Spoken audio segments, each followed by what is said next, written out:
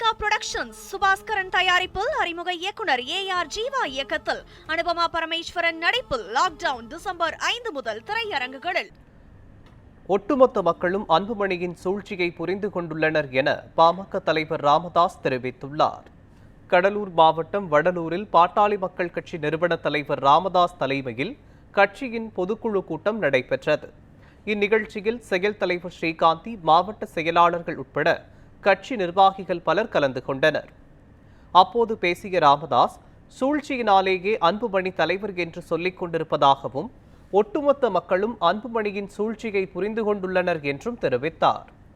மேலும் தேர்தல் கமிஷனில் வேண்டுமானால் அன்புமணி வெற்றி பெறலாம் என்று தெரிவித்த அவர், இங்கு நீதிதான் வெற்றி பெறும் என்றும் தெரிவித்தார். தமிழ் மக்களை, வன்னிய மக்களை இனி யாரும் ஏமாற்ற முடியாது என்பதை இந்த நேரத்தில் சொல்லிக்கொள்ள விரும்புகின்றேன்.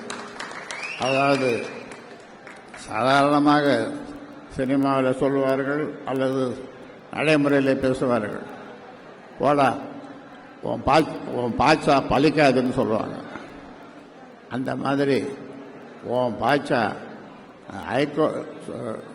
டெல்லி தேர்தல் கமிஷன், தலைமை தேர்தல் கமிஷன் கிட்ட நீ அங்கே போனாலும் நீ வெற்றி பெறலாம், ஆனால் நீதி வெற்றி பெறும், நியாயம் வெற்றி பெறும். என் பக்கம் நியாயம் இருக்கிறது. அதனாலே மக்கள் என் பின்னால் இருக்கிறார்கள், மக்கள் என் பின்னால் இருக்கிறார்கள்.